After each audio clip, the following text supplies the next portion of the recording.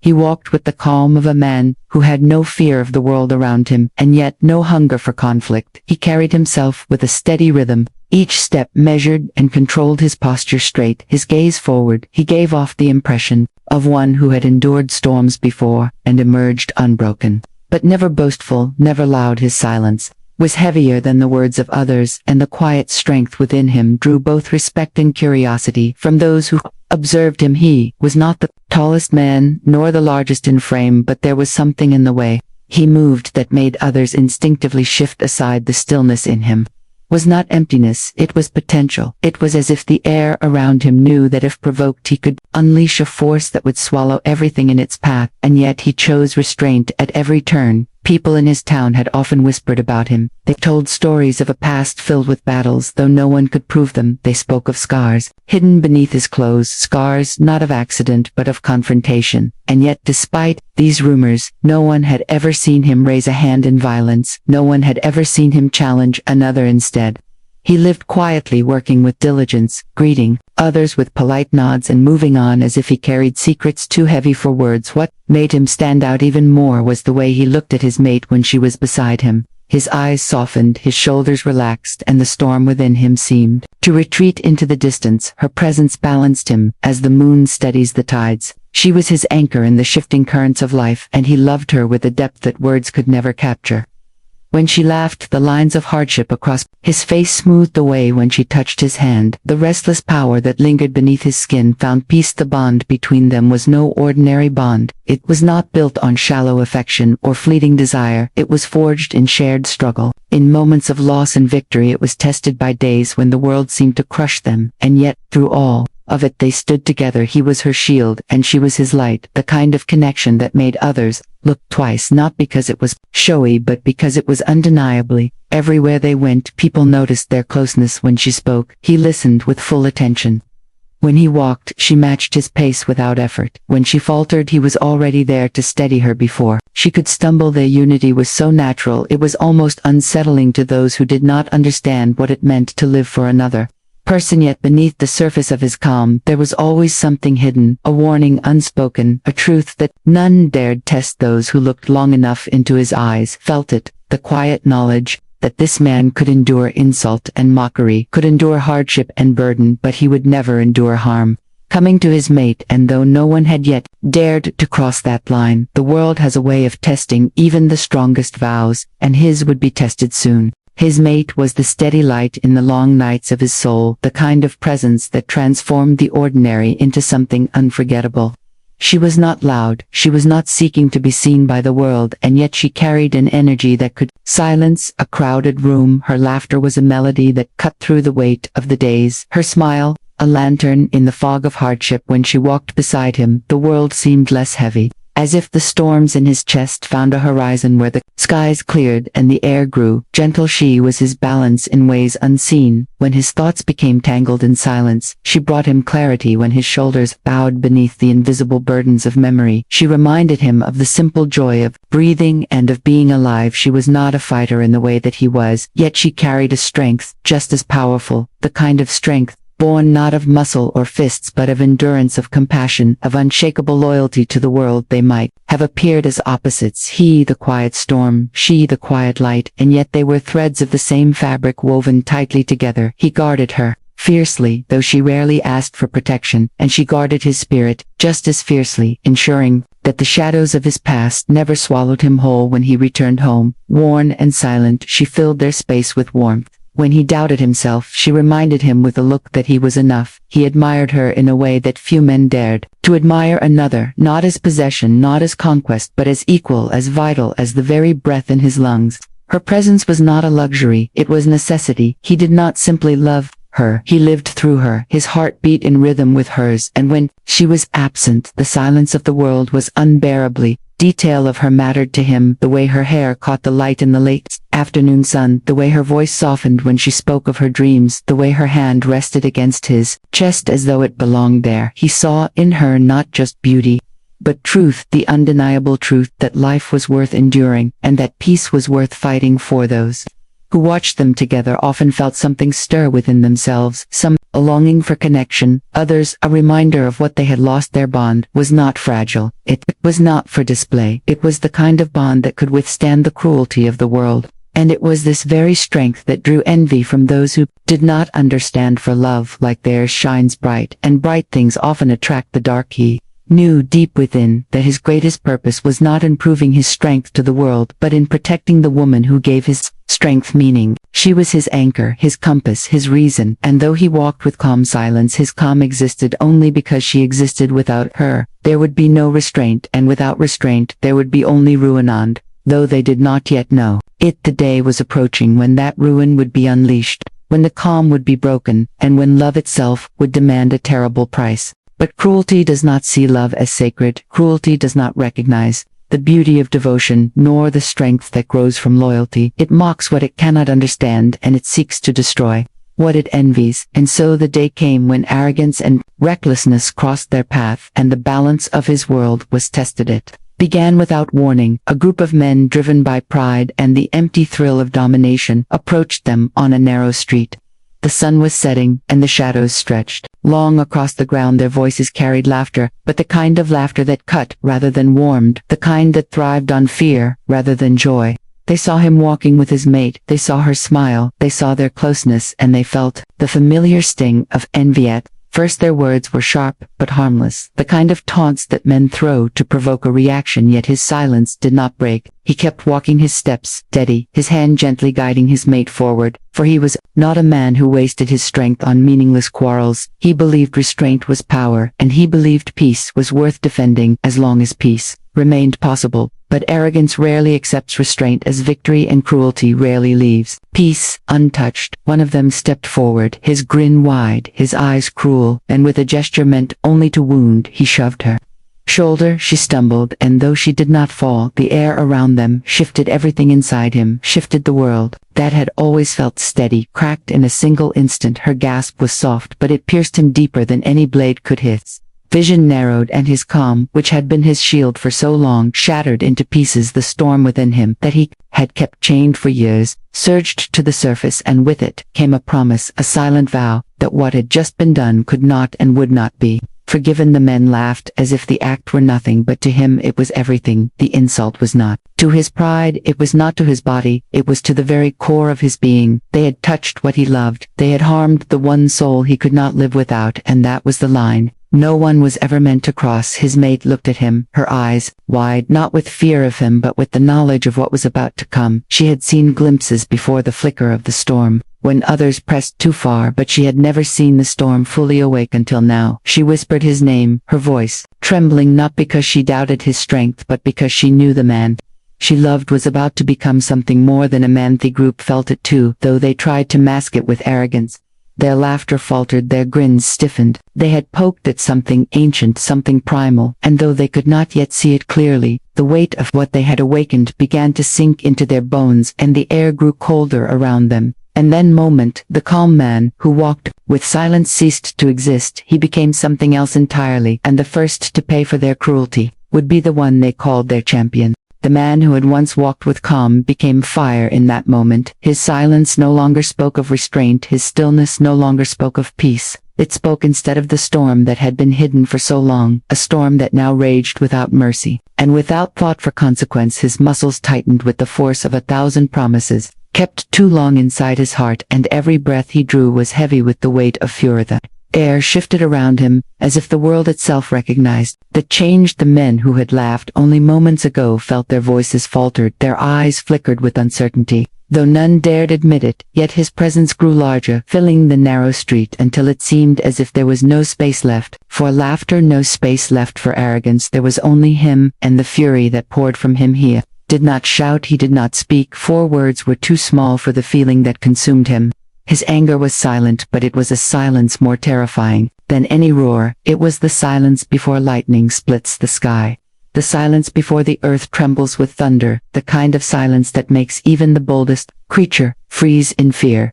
His mate stood close, her hand trembling at her side. She knew this side of him was not born of cruelty nor of pride. It was born of love, raw and absolute. She whispered his name again, but her voice was drowned by the beating of his heart, a sound so loud in his chest it was as though war drums were calling him to Bafta. Her eyes filled with fear, not of him but of what was to come, because she knew there would be no turning back once he stepped forward. The men sensed it. To one of them, shifted uncomfortably. Another glanced at the one they called their champion, the leader, the fighter who had broken men before with fists and with pride. He stepped forward to meet the storm, confident that strength was his alone, confident that no ordinary man could stand against him. The storm within the quiet man coiled tighter and tighter, every muscle a spring waiting to be released. His breathing slowed. His eyes locked not on the group but on the one who dared to lead them. Every step he would take from here was no longer choice but destiny, for when they harmed his mate they had written the script of their own destruction. The world seemed to hold its breath around them, a stillness spread so deep even the fading sun seemed to hesitate on the horizon.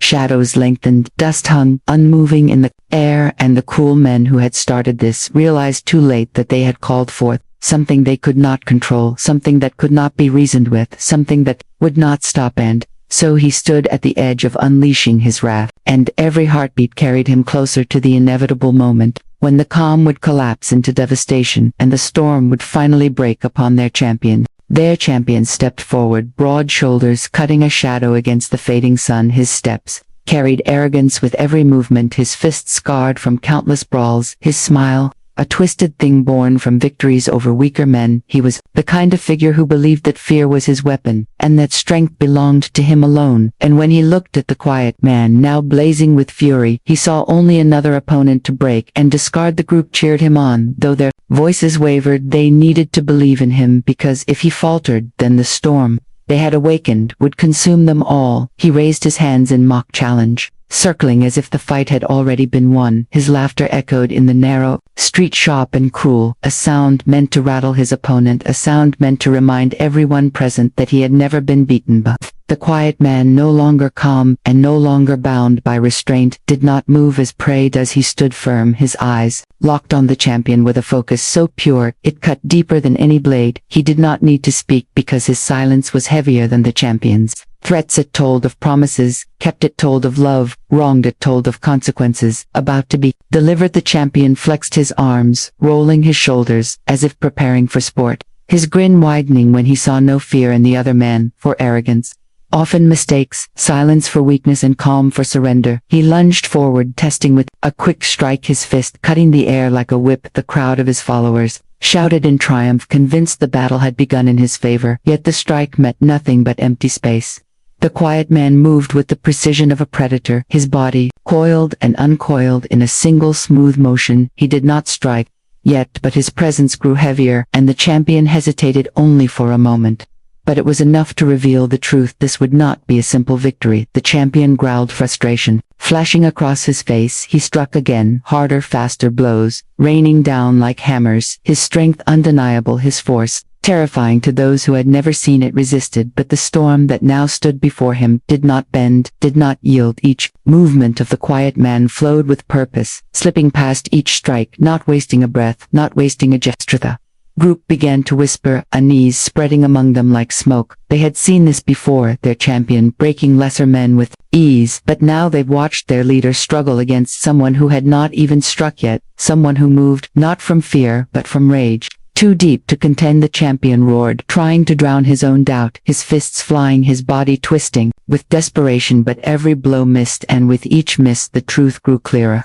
He was not facing an ordinary man, he was facing a storm awakened by love, wounded, and a storm once awakened does not forgive and does not relent. And as the dust swirled between them and the air grew heavier, all knew that the battle had only just begun. The first blow came like lightning, sharp, fierce, and unstoppable. It was not the strike of a man trained for sport.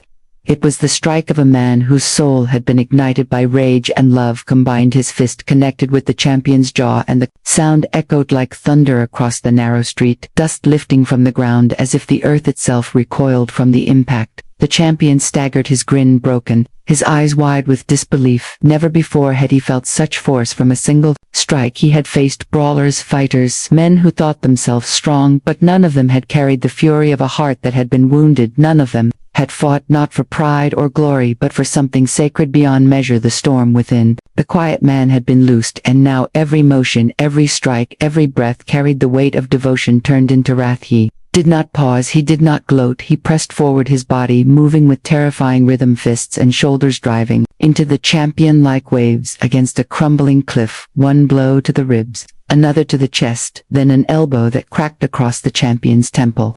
The larger man tried to raise his guard, tried to plant his feet, but the storm did not allow it. Each attempt was broken down, crushed under the relentless tide. The crowd of cruel men who had once cheered now fell into silence.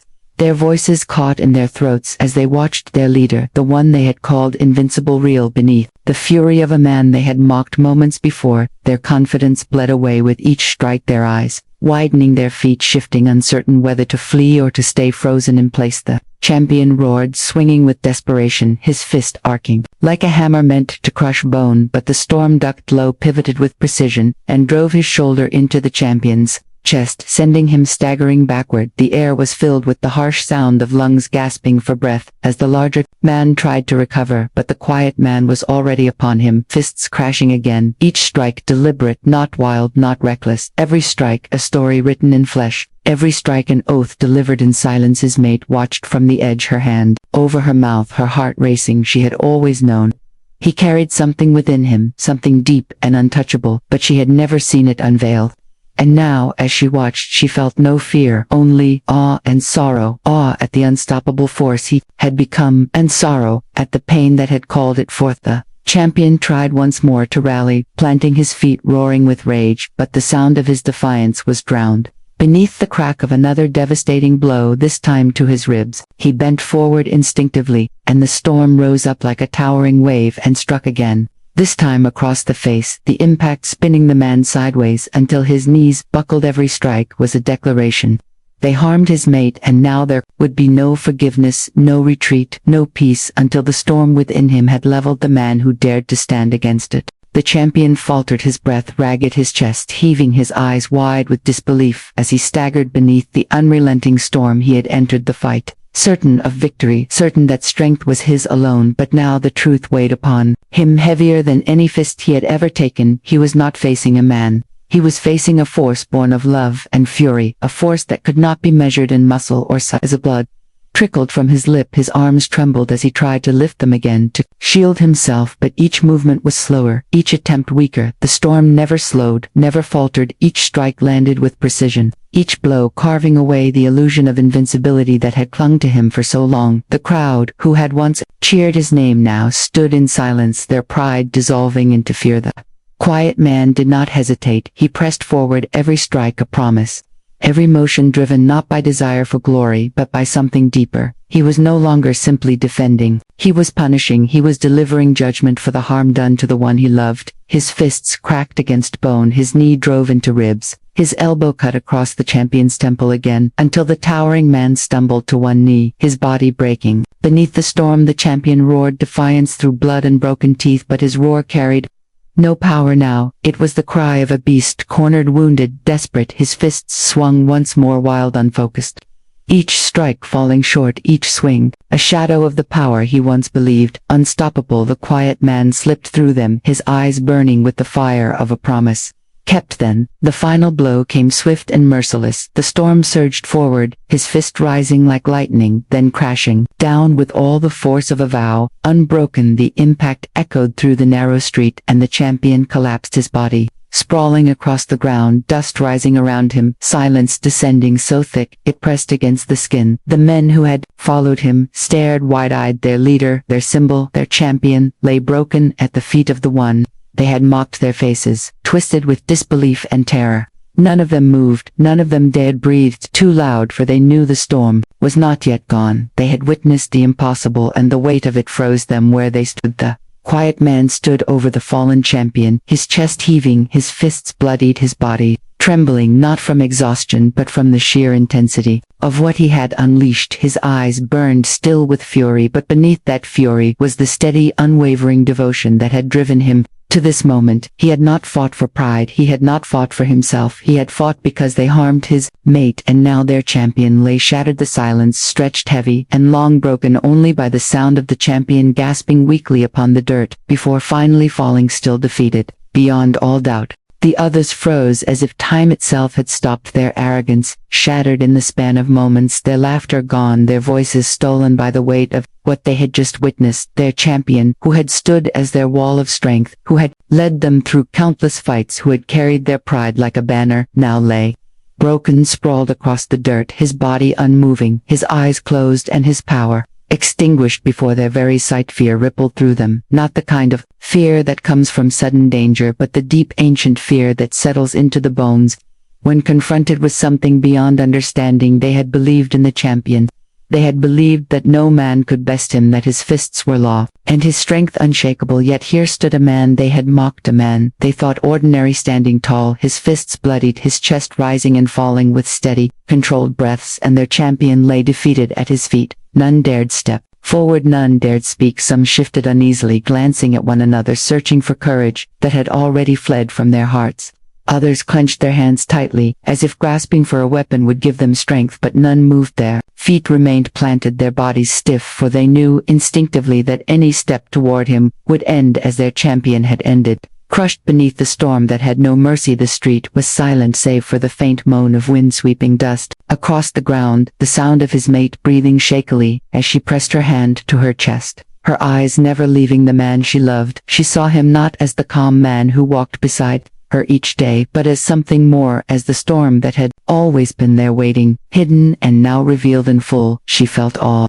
She felt fear, but most of all she felt the depth of his devotion, and it made her heart ache with both love and sorrow. The quiet man stood unmoving over the fallen champion, his gaze sweeping slowly across the others, his silence heavier than steel, his expression carved from stone. He did not need words. He did not need threats. The truth was clear in the stillness of his body, in the steady fire of his eyes. He was not a man to be tested. He was not a man to be provoked. And now they knew without question that the price of harming what he loved was a price none of them could afford. One of them took a step back, his heel scraping against the ground, the sound loud in the suffocating silence. Another swallowed hard, his throat dry, his face pale.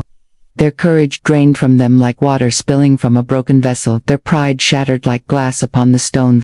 The champion had fallen, and with his fall the group's power had collapsed. They were no longer predators, no longer tormentors. They were prey standing in the shadow of a storm, and none of them dared to breathe too deeply for fear the storm might yet turn upon them. Then he turned away from them, leaving the fallen champion at his feet and the silence of fear hanging in the air. He no longer saw the men who had mocked him. He no longer cared for their trembling faces or their broken courage. His eyes sought only one thing, his mate, who stood a few steps away, her body shaken, her breath uneven, her eyes wide with the weight of what she had witnessed. He walked toward her, his steps slow, steady, his body still carrying the heat of the storm, yet his gaze softened with every step until the fire in him became warmth again. When he reached her, he knelt without hesitation, his bloodied hands trembling slightly as they reached for her, but when his fingers touched her arm, they grew gentle, as though he feared to break her with the smallest pressure. She looked at him, her lips parted, her chest rising and falling, as she struggled to find words, but no words could capture what filled her heart.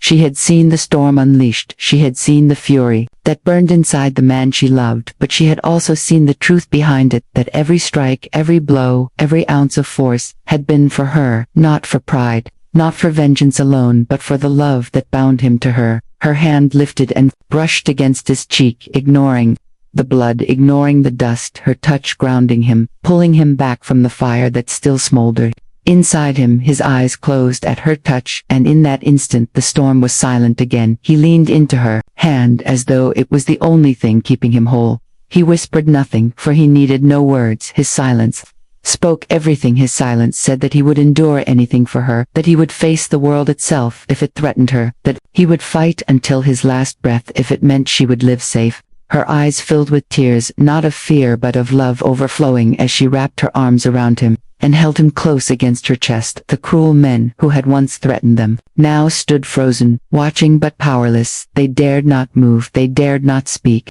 The storm had shown them mercy by turning away, and that mercy was a gift they would never deserve. Their champion lay broken, the lesson carved into his body, and their fear ensured they would never forget. He rose slowly, still holding her close, his arm wrapped around her shoulders. His strength, not in the fury of his fists now, but in the gentleness with which he carried her forward. His heart steady again though. The fire inside him would never die. It would remain waiting silent, always ready, but only for her sake, only for the vow he had made without words. And so he walked on with her beside him, her steps unsteady yet safe, his calm restored, though all who had seen knew the truth, that the calm was no weakness, it was the strength of a man who could become a storm when love demanded it, and now their champion lay as proof that such love was the most powerful force of all.